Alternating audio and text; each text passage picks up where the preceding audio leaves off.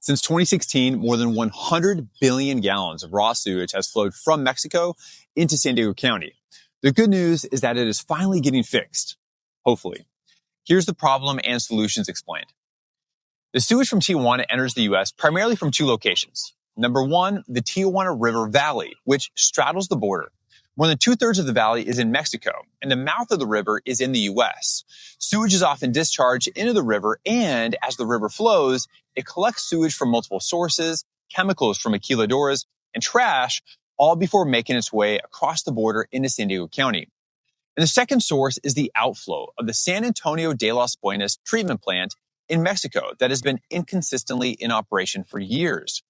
When operating as designed, the sewage system includes several collectors and pump stations that transport sewage to both the wastewater treatment plant in Mexico or an international treatment plant on the U.S. side of the border. But the system has been overwhelmed for decades as the city's population has outgrown treatment capacity and Mexico has failed to properly maintain equipment, which resulted in an average of 130 days per year of cross-border contamination, spilling sewage, industrial chemicals, and trash into our communities. I'm Richard Bailey, former mayor of Coronado, and here's why you should care. The Tijuana sewage issue is the largest ongoing environmental disaster in our nation, and it should have been solved years ago. But the agency most responsible, the International Boundary and Water Commission, failed to act across multiple administrations, and Congress failed to provide timely accountability or oversight.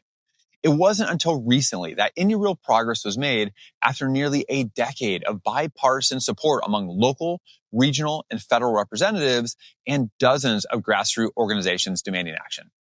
In part two, I'll cover the timeline for solution implementation and a crucial step the President and U.S. Senate should consider for lasting accountability. For more policy-oriented conversations, follow along.